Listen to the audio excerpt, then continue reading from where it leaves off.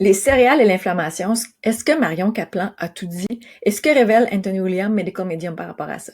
Parce que dans cette vidéo-là, on va voir ce que Marion Kaplan affirme sur les céréales, qui, selon moi, a beaucoup de sens. Puis pourquoi elle a quand même partiellement raison à travers ça, puis pourquoi tu peux passer à côté de l'essentiel selon les informations d'Anthony William, dont peu d'experts parlent aujourd'hui. Puis je veux nuancer ça, parce que ça va te permettre de, ce que je veux, là, au bout de la ligne, que tu te détendes par rapport à ça, parce que on va comprendre ce qui entrave vraiment l'inflammation dans ton corps, ce qui l'entretient, en fait, c'est pas qui l'entrave, mais ce qui l'entretient, et savoir si tu dois ou non supprimer toutes les céréales, parce qu'il y a certaines bonnes céréales, et reprendre ton pouvoir alimentaire sans tomber dans des régimes extrêmes. Puis si tu continues à croire que céréales égale poison, sans nuance, sans stratégie aujourd'hui, ça se peut que tu te sentes découragé et sentir que tu n'as plus droit à rien manger. C'est pas le cas. Donc, tu risques de remplacer aussi, c'est l'erreur que je veux pas que tu commettes, les céréales par des aliments peut-être plus inflammatoires encore. On veut éviter ça. Ou bloquer ton foie sans même t'en rendre compte. Alors, le positionnement de Marion Kaplan, c'est quoi? On va en parler. C'est qu'elle dit vraiment que les céréales, même anciennes, Camus, épeautres, OK, peuvent provoquer de l'inflammation, et c'est le cas. Puis, parce que ces céréales-là sont riches en amidon, perturbent la glycémie, puis ça irrite les parois intestinales, surtout si elles contiennent du gluten, qui sont pas amis dans le corps, qui alimentent l'inflammation. Donc, et oui, elle a raison sur certains points, parce que les céréales ultra transformées ou modernes déséquilibrent ton microbiote, là, ta façon, la santé de tes intestins. Puis elles peuvent surcharger ces céréales-là, le pancréas, et enflammer l'intestin, assurément. Puis elles peuvent aussi, elles sont souvent mal digérées dans un système affaibli, donc ça va pas t'aider à avoir de l'énergie. Mais là où la nuance est forte, OK?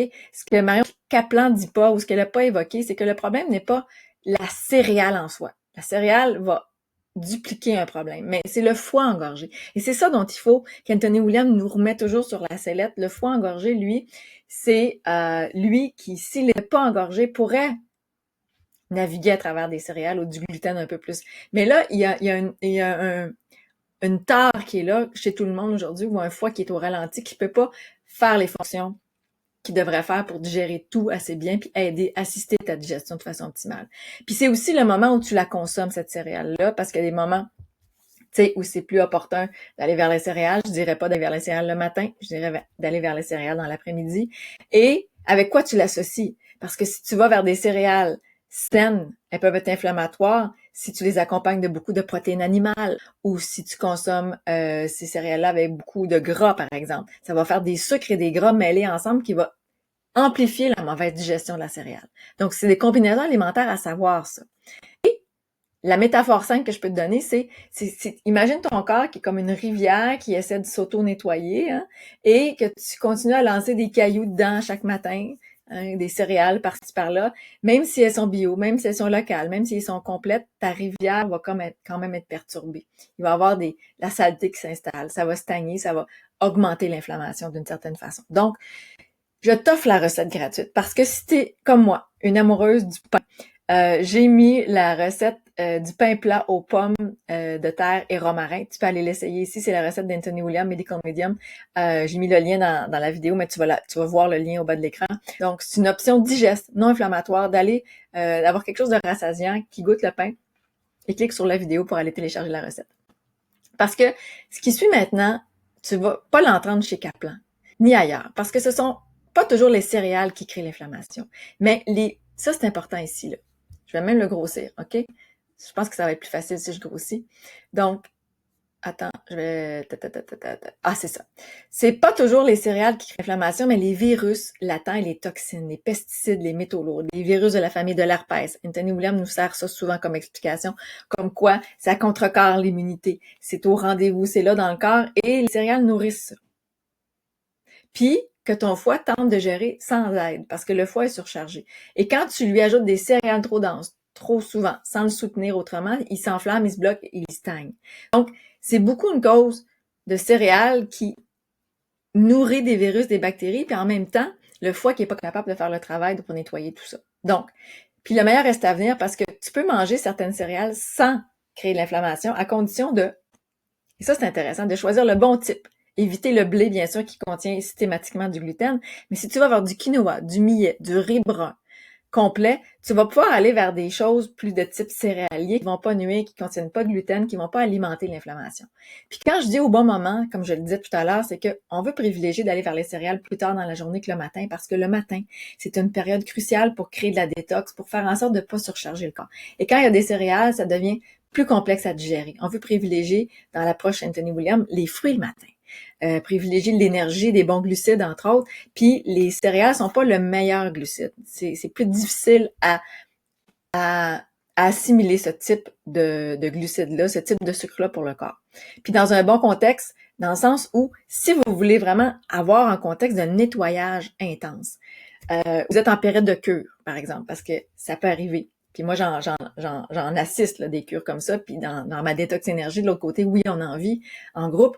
Donc ça fait en sorte qu'on veut pas aller vers les céréales dans ce temps-là. Donc si tu veux accentuer le nettoyage interne, les céréales sont pas bienvenues. Même les céréales de type quinoa, millet ou riz brun, ou j'irais même sur le sarrasin qui pourrait être bon, on veut éviter ça. Donc ça dépend du contexte et de la vitesse de nettoyage que tu veux avoir pour ton corps. Puis c'est ce que je disais, je l'enseigne dans la détox énergie parce que c'est important de savoir c'est quoi les aliments neutres, c'est quoi ces céréales-là sur lesquelles on peut se rabattre, c'est quoi les moments pour les éviter. Donc, Marion Capan a raison de dire que certaines céréales entretiennent l'inflammation, oui. Mais ce qu'elle n'a pas dit, c'est comment les intégrer ou les remplacer intelligemment dans une approche détox. Puis, dans ma détox énergie de l'autre côté, ben tu vas comprendre le rôle central du foie dans l'inflammation, c'est ça qu'on veut, puis commencer avec une détox douce qui fait en sorte qu'on va pas supprimer les céréales tout d'un coup nécessairement, mais on va aller chercher c'est quoi les meilleurs, puis les moments pour les manger, puis apprendre à choisir tes aliments selon la réalité, pas un dogme, c'est-à-dire s'il y a des choses qui sont toxiques pour toi, que tu aimes vraiment manger, ben on va aller choisir, par exemple, est-ce qu'on va diminuer plutôt que complètement arrêter? Est-ce qu'on va y aller à un certain rythme plutôt ajouter des choses qui vont être détoxicantes plutôt qu'enlever des choses sur lesquelles tu tiens mordicus. Parce qu'il y a aussi l'aspect de l'addiction, il y a aussi l'aspect que dans le corps, on veut vouloir quitter quelque chose, si t'aimes les céréales, si t'aimes le blé, mais qui crée un rappel du corps. Parce que le corps, qui abrite des virus, des bactéries, des métaux lourds, a besoin de cette nourriture-là pour continuer de nourrir ces intrus-là à l'intérieur qui demandent cette nourriture-là pour croître. Donc, il y a tout ce combat-là qui se passe dans une détox, puis on va aller neutraliser ces virus, ces bactéries, ces métaux-là. C'est ça la cause et c'est ça le principe de base sur lequel on s'appuie pour faire le changement. Donc, c'est pas la cause, l'inflammation. La cause, c'est les virus, les bactéries. L'inflammation est une conséquence.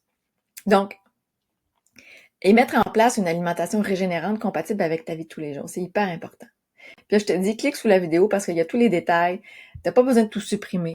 Tu peux aussi continuer à manger certaines céréales. Oui. Puis t'as besoin d'un plan clair, mais étape par étape, pour libérer ton corps et redonner son pouvoir aujourd'hui. Si tu te sens en douleur, en fatigue, en maladie chronique aujourd'hui, que tu y arrives pas avec ce que tu manges, puis que tu prends beaucoup de suppléments et que ça coûte cher, il y a une façon de réhabiliter ça avec la naturelle pour aller créer l'espace profond de nettoyage que le corps a besoin. Ce reset-là pour que l'immunité reprenne ses droits, que ton corps rebondisse. Vraiment. Alors, je t'invite à aller cliquer en bas, ma détox énergie, puis aussi, tu vas voir le lien pour le pain plat, pommes de terre et romarin pour avoir une option détox saine de type pain. Salut!